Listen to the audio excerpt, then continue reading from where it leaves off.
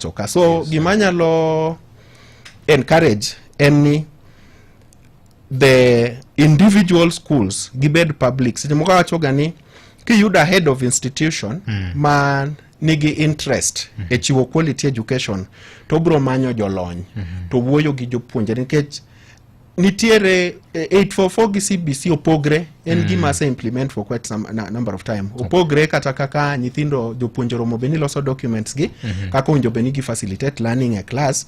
Koro the government owinjo up the game kanye kama do achako godo.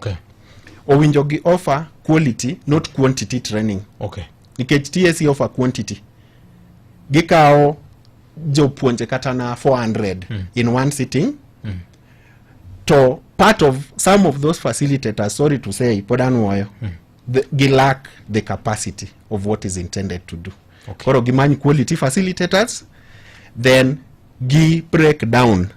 Ginyalo train in terms of ginyalo loso clusters. Small cluster to number